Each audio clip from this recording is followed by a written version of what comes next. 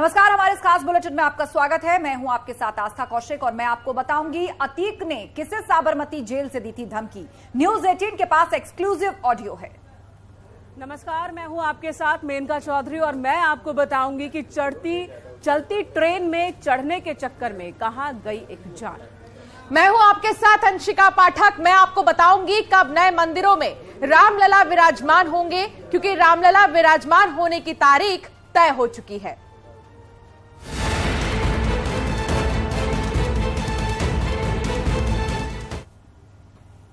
अतीक अहमद का धमकी वाला ऑडियो वायरल हो चुका है। प्रयागराज के प्रॉपर्टी डीलर को धमकाने का आरोप लग रहा है और फोन करके धमकाने का यह ऑडियो इस वक्त वायरल है। लगभग 2.5 साल पुराना यह ऑडियो बताया जा रहा है। जैद खालिद को जेल से फोन करके धमकी दी गई थी। प्रॉपर्टी डीलर को अपहरण करने की बात भी इसमें कबूली गई है।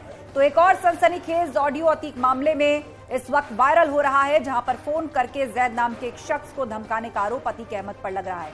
जैद जो कि पेशे से प्रॉपर्टी डीलर है, फोन करके उसको धमकाने का जो ऑडियो है वो इस वक्त वायरल है। अतीक का धमकी वाला ऑडियो एक बार आपको सुनवा देते हैं। हेलो। हाँ जैद। हाँ भाई। तुमको याद है कि तुम देवरिया हमसे मिलने आए थे? हाँ। तो हमको मालूम था कि तुम आ रहे हो जी। और तुमसे हम बैठ के वहाँ बरामदे में मिले रहे ना, जहाँ जेलर से लोग बैठे थे। हाँ हाँ हाँ हाँ। तब तक हमारी कोई नियत नहीं थी तुमको पीटने की। हम खुद समझ रहे थे।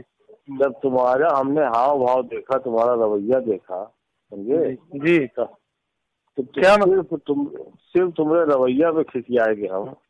मतलब तुमसे हम तुम नहीं सुन लो। हाँ हाँ। हम फिर कह रहे हैं हाँ हाँ कि तुम वही जैद हो जो हमसे पास आया और तुमको हम जमीन दे दिया रहा लाल बंगले के बिना पैसे के। हाँ हाँ हाँ हाँ। लेकिन तुम आबिद के यहाँ शादी करने के बाद तुम्हारा दिमाग इतना खराब हो गया था, समझे कि नहीं? अब न तुम फोन उठा रहे हो, न तुम काजे की बात कर रहे हो। और 200 नंबर हमने मना करवाया कि तुम मत लिखवाना, लेकिन तुमने लिखवा लिया। तो ये क्या हरकत थी? मतलब तुम आबिदों को बर्बाद करना चाहते हो? नहीं नहीं, ऐसी बात नहीं भाई। 200 नंबर अगर लिखाई गई तो साबित फरहान सब लोग कह के सबको जानकारी में जमीन रजिस्ट्री हुई थी। कोई हमने अपने से नहीं लिखाई थी जमीन। नहीं नहीं, ये बताओ, हम आबिद फरहान से तो नहीं कहा रहा, तुमसे कहा रहा था कि मत लिखाना। नहीं, आपने तो हमसे नहीं कहा था भाई। अरे हमने नीलू से 4 मरतबा 10 और क्यों कहलाया तुमको? नीलू ने जब कहा था, जब रजिस्ट्री हो गई थी तब उसके बाद कहा था। रजिस्ट्री गलत बात कह रहे हो, गलत बात कह रहे हो। तुमने जिस दिन रजिस्ट्री कराया वो भी हमको मालूम है, जब नीलू सबने कहलाया वो भी हमको मालूम है। अगर हम तुमसे कह रहे हैं इतना काम कर रहे हो चारों तरफ, अगर हम तुमसे एक जमीन कह रहे हैं फला नंबर मत कराना, तो चाहे फरहान कहा है चाहे आबिद कहा है, तुमने क्यों करा लिया? बता देते हो कि मना कर रहे हैं हमको। नहीं तो प्रधान कहें कि हम भाई से बात कर ले, भाई के सब में शेयर रह गया और कोई दिक्कत। प्रधान कहें ऐसा है कि भाई हम तुमका चाहे एक लपड़ मारी, खाली एक हाथ मारी, मगर भाई तुमका एक हाथ मारा, समझो ना? ऐसे कि तुम्हारा भूत से उतर रहा है कि प्रधान कहें, समझो?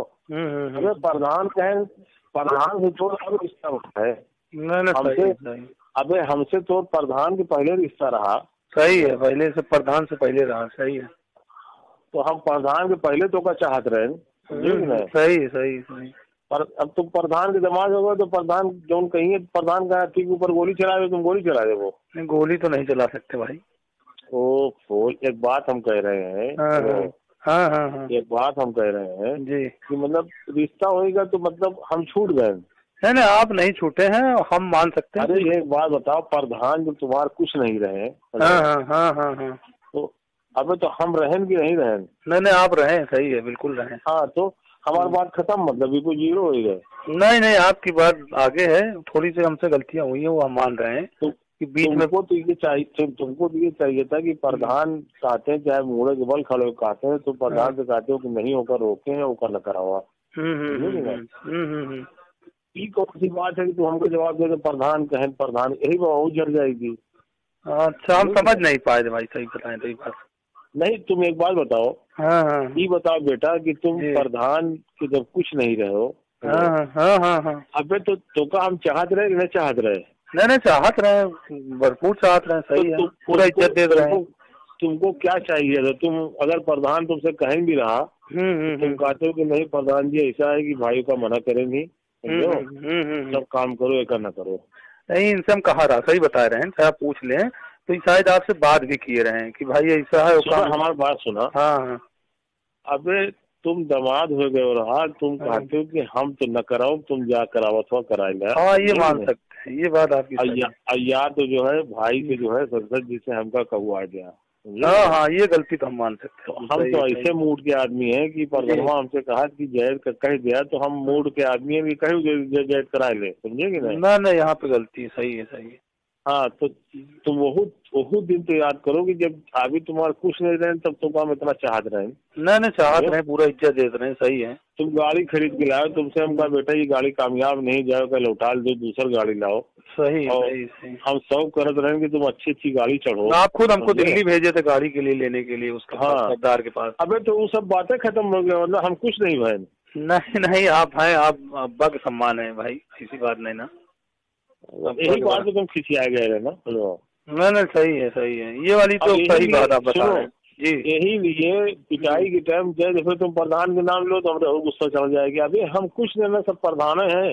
हाँ, अब हम वो समय सही बात हमको ये एहसास नहीं हुआ था, लेकिन बाद में हम सोचे कि आपको थोड़ा किसी बात को जिद हो जाती है लेकर, और वो कुछ जिद हो गई थी आपको, इसीलिए। अब तो हमसे बात करब शुरू किया, फिर कहोगे प्रधान के, फिर हमारे गुस्सा चढ़ाने लगा। हेलो, नहीं, अब समझ गया आपका नेचर भाई, आपका नेचर। एक बात सुनो। हाँ। मान लो प्रधान गया, तुम्हारा रिश्ता न होता जी, समझे जी, तो भी तुमको आज तक हम लड़का की तरह मानत रही कि न मानत रही?